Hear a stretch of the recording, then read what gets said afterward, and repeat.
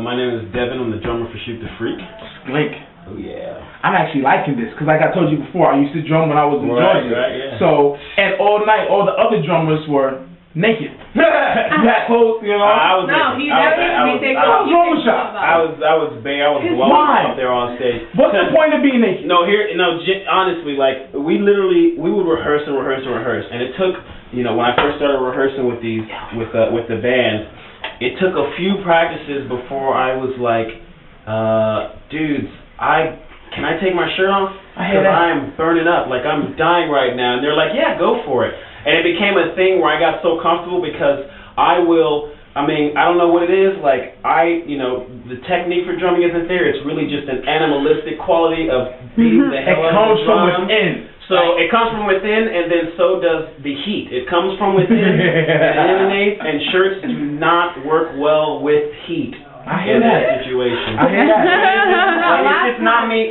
like I was very worried about it being like, oh, look at this, douchebag with his shirt off trying to, seduce the crowd. But no, it really is a matter of life or death for me. I would do the same thing too, but I'm not looking like. Hey man, listen. I remember when I saw you guys back in November, you were like listening. Like you just like pouring off me. Yeah. It's I know, like me and cracks jokes. It's like, look at this guy, he's naked behind me. Like, it's not a movie for children, that's for sure.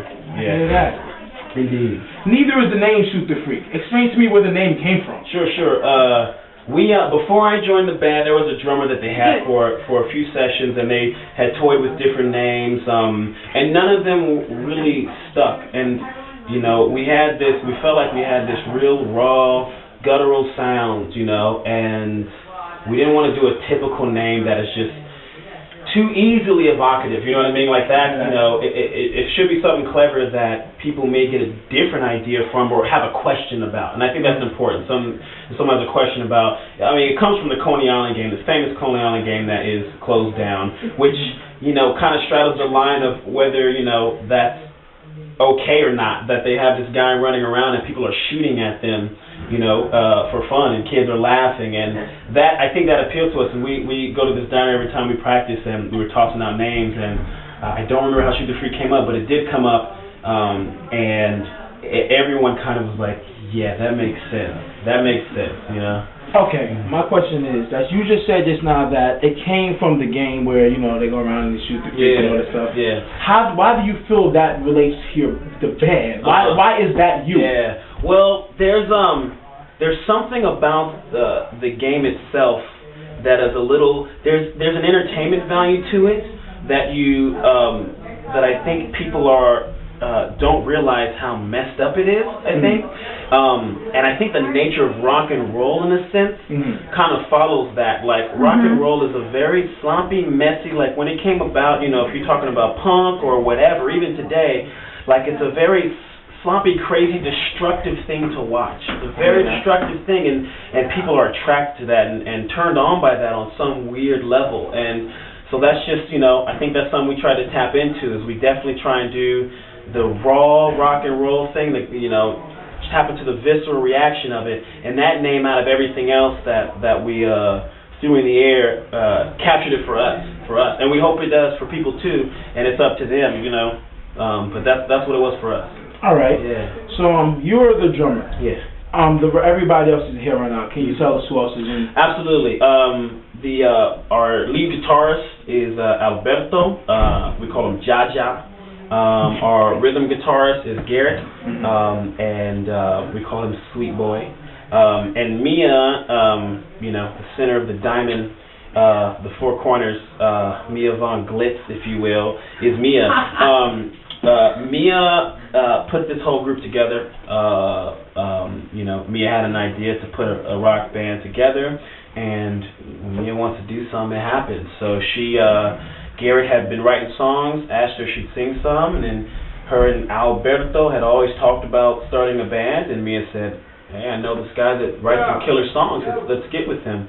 And that's how it came about. I'm actually a guitarist, I'm not a drummer, and I played drums in another band at the time, and they were looking for a new drummer, and I said I'd jam with them. I didn't think it'd be more than that, and they actually kept me, you know. So then it's been strong ever since. Garrett, you know, writes a lot of these songs and the hooks and the lyrics, and he brings them in, and then we just work on them, and it's amazing because it comes with these really, really tight, really awesome structured songs, and then lets us dig into them, lets us adjust things, lets us move things. Listen up, y'all. We're closing up right now. Okay. All right.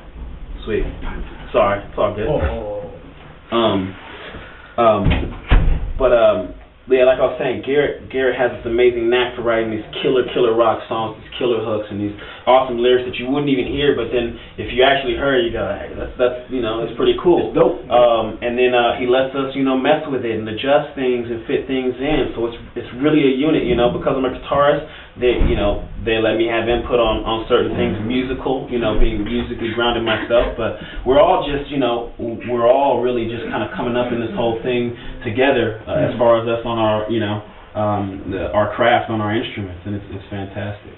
So you said that you're musically grounded. Yeah, I am. I actually played jazz guitar in Chinatown with a good friend of mine, Cole. Played with these dudes every Monday. You know, me and Cole were kind of coming up in this jazz thing, and it's a wonderful thing. And that's actually how I met Mia. So she didn't know that I played drums, and then she was looking for a drummer, and that's how that happened.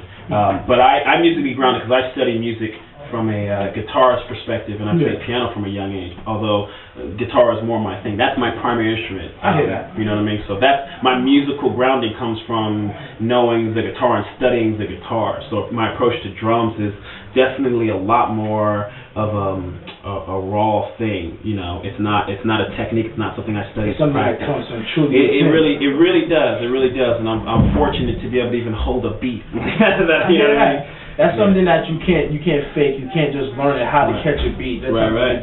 So with that being said, what influenced like the overall sound of the group? Not just you. Sure. Yeah. Even though you can explain you, but what influenced the overall sound of the group? Yeah, we have. It's really amazing. We really are filtering a lot of different stuff, and I think the best bands tend to do that, where you have a handful of artists that filter in their specific, music and artists that they're attached to, and so we're all very different. I am, extremely eclectic, as is the rest of the group. My heart's in indie rock, you know what I mean? Right. And it's funny because we all sit down after practice, we go to the same spot, and we argue over music, man. We will argue over music, and it just goes to show that we have very strong, passionate feelings for different kinds of music, but we always meet in the middle when it comes to bringing it in, you know what I mean? I can't speak completely for everyone else. I know Mia loves the raw, dirty rock and roll. I mean, that's where that comes from, and that's what her idea is.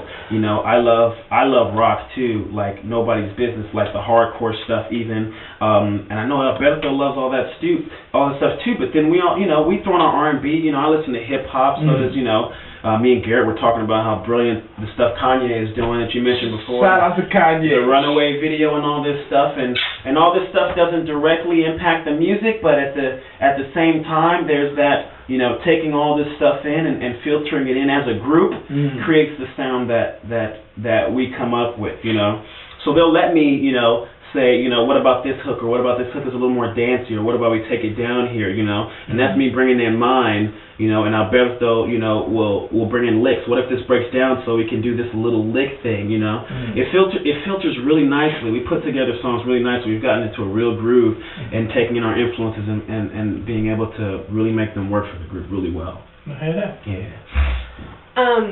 There's a lot of female fronted bands in New York right now. Like, I know a lot of female fronted bands. How do you guys feel like, do you feel like there's like almost a niche market right now, or do you feel like you guys can like kind of, how do you come like above that? Yeah, I mean, it's interesting. Mia is funny because she isn't even all about being the front of the band. We forced Mia to be in the middle. We said, you're in the middle, you're gonna rock out, you're sexy as hell. That's gonna catch people, we're gonna have you sing songs. Mia would go off to the side, if it was up to her. But and that's what's amazing about her is that she is. What is on stage is Mia. This is not an act. You know what I mean? Yeah. Like, there's a lot of great female-fronted bands, and these women are great. But you do see a quality of performance that is a little forced.